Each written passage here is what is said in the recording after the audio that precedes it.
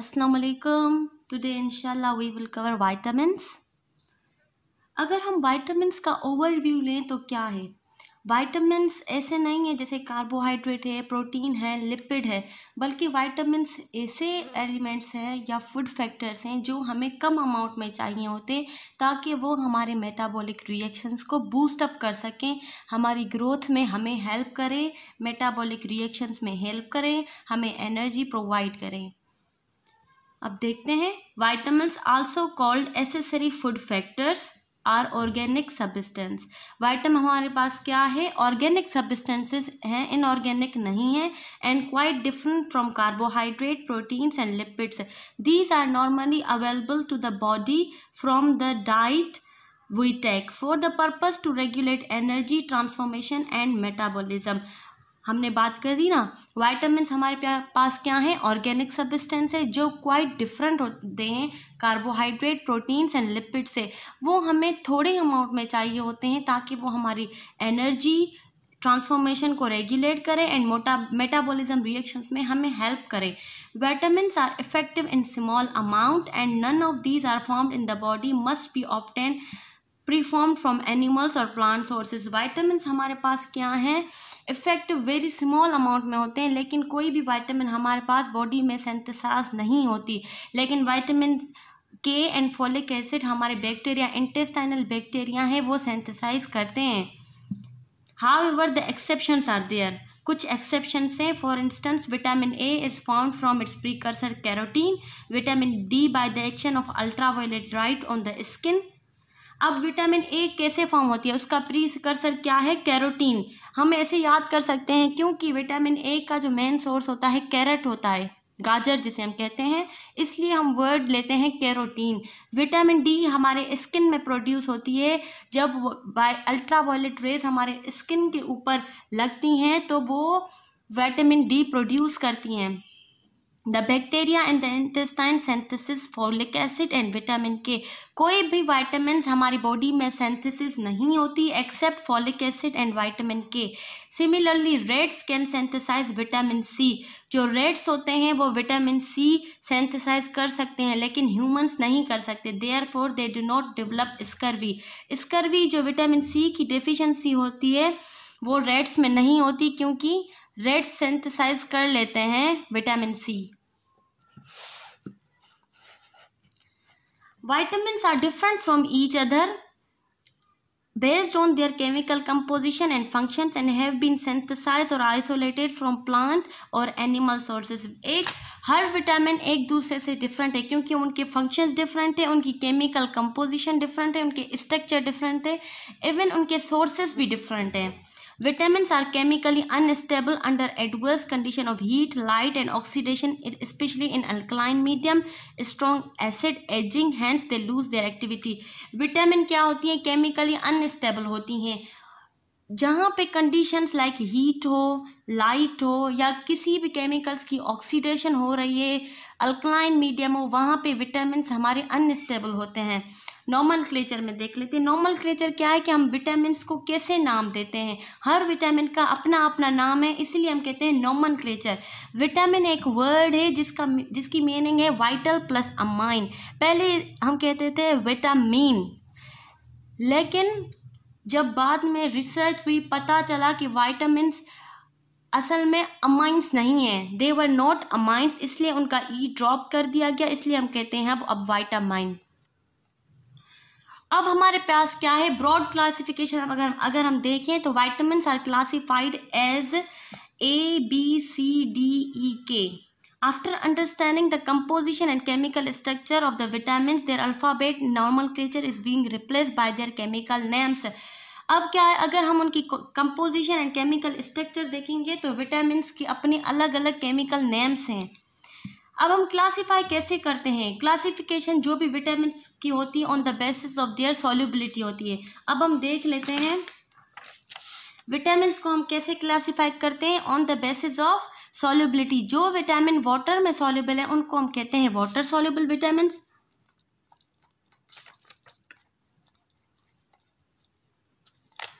और जो विटामिन्स हमारे पास फैट में सॉल्युबल है उनको हम कहते हैं फैट सॉल्युबल। ठीक है। वाटर सॉल्युबल विटामिन हमारे पास कौन कौन सी हैं? विटामिन बी और सी। फैट सॉल्युबल हमारे पास कौन सी हैं? ए, डी, ई, के। बी पूरा कॉम्प्लेक्स है जिसमें आ जाते हैं B1, B2, B3, B5, B6, B7, B9, B12। इसलिए हम कहते हैं बी कॉम्प्लेक्स, क्योंकि उसमें बहुत सारे विटामिन आ जाते हैं। अब बी कॉम्प्लेक्स का मेन फंक्शन क्या है? वो कोएंजाइम और कोफैक्टर्स होते हैं। हमारे कोई भी केमिकल रिएक्शंस में हमें कोएंजाइम की ज़रूरत होती है और कोफैक्टर की। जो विटामिन बी कॉम्प्लेक्स का मेन फंक्शन है वो यही है कि वो कोएंजाइम और कोफैक्टर के बेसिस पे हेल्प करता है। अब हम एक एक विटामिन को देखते हैं। Vitamin classification. The vitamin which are soluble in fat are fat solvent, fat soluble vitamins and are usually formed associated with lipid of natural foods. Vitamin E, D, K. E, D and K are example of fat soluble vitamins. The vitamins which are soluble in water are known as water soluble vitamins and are observed in the juices of fruit. Their examples are B complex and C complex vitamins. ठीक है। Fat soluble हमारे पास कौन कौन सी हैं? ए, D, E, के। और water soluble कौन सी हैं? बी और सी। अब विटामिन ए क्या है? विटामिन ए का जो केमिकल नेम है retinol. Vitamin A fat of milk, eggs and liver fat से हमें मिलती है। इसकी मेन सोर्स जो है वो है cod liver oil, is the chief source of vitamin ए। वैसे तो हर विटामिन की बहुत बहुत सोर्सेस हैं, लेकिन चीफ सोर्स जो विटामिन ए की है वो है कोड लिवर ऑयल। अब vitamin A is absent from vegetable oils and fat, example olive oil, linseed oil, sunflower oil, groundnut oil. Margarine made from these oil supplemented vitamin A during its manufacture. अब vitamin A का हमारे पास chief source कौन सा था? Cod liver oil. लेकिन vitamin A जो है कुछ ऑयल्स में एब्सेंट होती है, जैसे vegetable oil, olive oil, linseed oil, etc. In plants, vitamin A occurs in the precursor from as provitamin A. Plants में क्या करती है? विटामिन A उसके प्रीकर्सर से बनती है, जिसको हम कहते हैं प्रोविटामिन A। लेकिन एनिमल में इसका प्रीकर्सर क्या था? Carotene. These precursor belong to a family of pigmented hydrocarbon called carotenes. ये जो भी इनके प्रीकर्सर्स हैं वो पिगमेंटेड फैमिली से बिलोंग करते हैं, जिसको हम कहते हैं carotene. Beta carotene, the hydrocarbon, is the most active physiological, and two molecules of vitamin A in an alcohol form are derived by the cleavage of a hydrocarbon at the central bond. वैसे तो carotene की पूरी family है, लेकिन उसमें जो beta carotene है वो उसका मोस्ट एक्टिव फिजियोलॉजिकल फॉर्म है, जो टू मॉलिक्यूल्स ऑफ विटामिन के बनाता है। उसकी क्या होती है? सेंट्रल बॉन्ड से उसके क्लीवेज हो जाती है। सेंट्रल बॉन्ड जब उसका ब्रेक होगा बीटा कैरोटीन का, तो वो टू मॉलिक्यूल्स ऑफ विटामिन ए के प्रोड्यूस करेगा। ये मेन पॉइंट्स आप याद कर लें। Carotenes are found in vegetable oils, vegetables and carrots. These are converted to vitamin A in the intestinal tract of animal. वैसे इंटेस्टाइनल ट्रैक्ट तो जीआईटी का पार्ट है। जीआईटी जिसमें हमारी डाइजेशन एंड एब्जॉर्प्शन होती है, जो उसका इंटेस्टाइनल ट्रैक्ट है उसमें विटामिन ए कन्वर्ट हो जाती है। कैरोटीन्स विटामिन ए में कन्वर्ट हो जाती हैं। अब हर विटामिन की डेफिशिएंसी कोई ना कोई डिजीज काज करती है। अ deficiency of vitamin A called night blindness. Vitamin A आपको पता है हमारी आईसाइट से रिलेटेड होती है। अगर किसी पेशेंट में विटामिन ए की डेफिशिएंसी है तो उसे नाइट ब्लाइंडनेस होगी इन अर्ली स्टेज, अगर उसकी अर्ली स्टेज है, and ultimately leads to xerophthalmia. Early stage होगी तो ब्लाइंडनेस होगी, नाइट ब्लाइंडनेस। अगर नाइट ब्लाइंडनेस कंटिन्यूसली मतलब होगी तो वो अल्टीमेटली कन्वर्ट हो जाएगी ज़ीरोप्थेल्मिया। ज़ीरोप्थेल्मिया क्या होता है? जिसमें आइज टीयर्स नहीं बनाती, उसके आंखों में से आंसू नहीं आएंगे, उस कंडीशन को हम कहते हैं ज़ीरोप्थेल्मिया। विटामिन ए की जो हमारे पास डेली रिक्वायरमेंट है, विटामिन सब की डेली रिक्वायरमेंट मिलीग्राम या माइक्रोग्राम्स में, क्योंकि बहुत कम अमाउंट में चाहिए होती है, इसलिए डेली रिक्वायरमेंट हमारी जो विटामिन ए की है वो 1000 माइक्रोग्राम है। बस 1000 माइक्रोग्राम हमारी डेली रिक्वायरमेंट है for vitamin A. The main function of vitamin A is to form visual pigment, it transport nutrients across the cell membrane. Visual pigment जो हमारी विजुअलाइज में हेल्प करते हैं, विजुअलिटी में हेल्प करते हैं, उसको हम कहते हैं विजुअल पिगमेंट। विटामिन ए का मेन फंक्शन यही है कि वो विटामिन पिगमेंट्स को, विजुअल पिगमेंट्स को फॉर्म करता है। अब विटामिन डी, विटामिन डी का जो नाम है वो है कोलीकैल्सिफेरॉल। विटामिन डी का केमिकल नाम क्या है? कोलीकैल्सिफेरॉल। लेकिन हम इसको एंटी रैकेटिव भी कहते हैं क्योंकि ये हमें रैकेट से बचाती है। अगर विटामिन डी की डेफिशिएंसी होगी तो उस पेशेंट में रिकेट्स होगी। रिकेट्स कुछ भी नहीं है, सॉफ्टनिंग ऑफ बोन्स, बोन्स उसके सॉफ्ट हो जाएंगे, उसके टूथ डिके होने लगेंगे, उसको हम कहते हैं rickets. Chemically vitamin D is related to sterol families. The active vitamin was proved to be calciferol, which could be found from its provitamin ergosterol, a plant sterol by ultraviolet rays irradiations.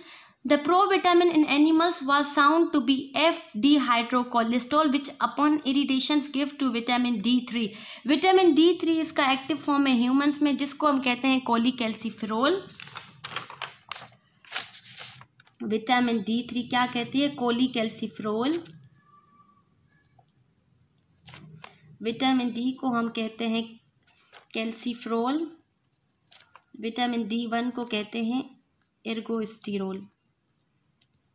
अब कोलीकैल्सिफेरॉल कैसे बनता है? जब हमारी ultraviolet light skin पे touch करती हैं, skin में हमारी होती है 7-dehydrocholesterol, ये प्रीकर्सर है इसका। जैसे विटामिन ए का प्रीकर्सर क्या था हमारे पास? कैरोटीन्स। ऐसे ही 7-dehydrocholesterol कोलीकैल्सिफेरॉल का प्रीकर्सर है। विटामिन डी को हम 2 को हम क्या कहते हैं? कैल्सिफेरॉल। विटामिन D3 को हम क्या कहते हैं? कोलीकैल्सिफेरॉल। ये क्रिस्टलाइन नेचर में होता है। जो भी हमारी बॉडी में मेटाबॉलिज्म होती है कैल्शियम एंड फॉस्फोरस की, उसमें विटामिन डी हमें हेल्प करता है क्योंकि कैल्शियम हमारे बोन्स के लिए, हमारे टीथ के लिए नेसेसरी होता है। If this diet does not supply this vitamin then the depletion of calcium and phosphorus take place. Deficiency of this vitamin causes tooth decay, softness of bones, continued definition lead to disease known as rickets.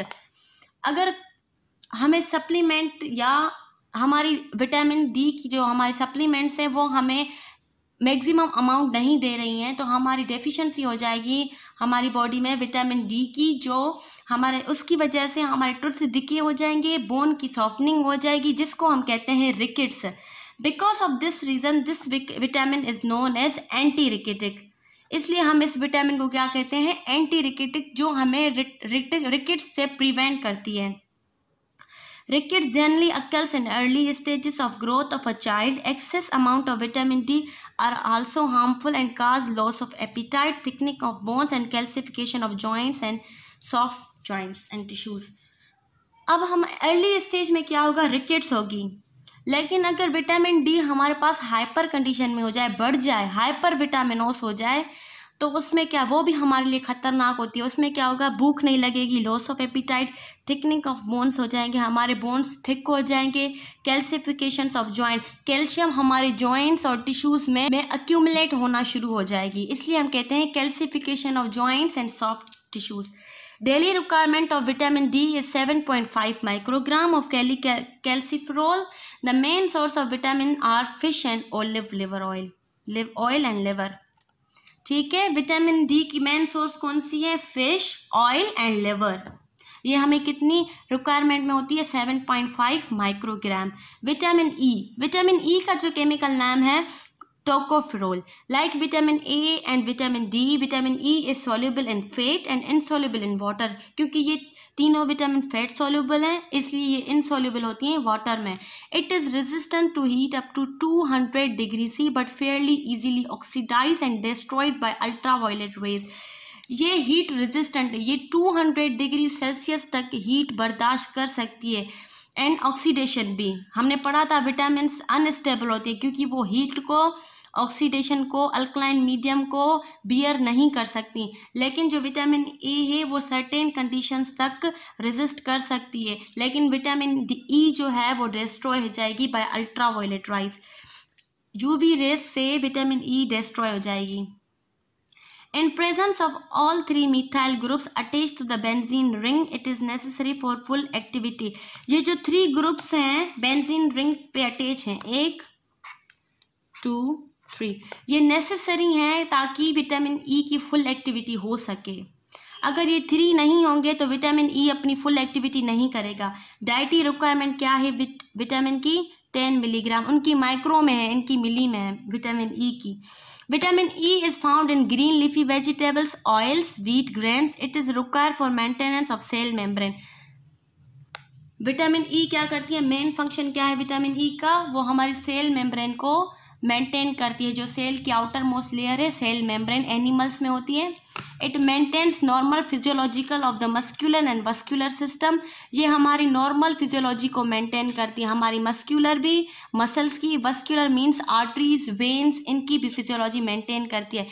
Its deficiency leads to the fragility of the red blood cells, hemolysis, declines in respiration. अगर vitamin E की deficiency हो जाए तो फर्जिलिटी, red blood cell अपना shape change कर देंगे, haemolysis होगी, breakdown of राइबोसीस होगी एंड डिक्लाइंस इन रेस्पिरेशन, उसकी रेस्पिरेशन भी कम हो जाएगी। विटामिन के को हम कहते हैं एंटी हीमोरेजिक कंपाउंड, क्योंकि ये प्रोमोट करती है हीमोस्टेसिस। हीमोस्टेसिस क्या होती है? Stop bleeding. किसी को चोट लग जाती है तो हमारा खून बहता है तो फ़ौरन से स्टॉप हो जाता है, लेकिन कुछ पेशेंट्स आपने देखे होंगे जिनकी ब्लीडिंग रुकती नहीं है। अगर रुकती भी है तो देर से रुकती है, क्योंकि उनमें विटामिन के की डेफिशिएंसी होती है। The vitamin is isolated from अल्फाल्फा and from purified fish meat is called vitamin के।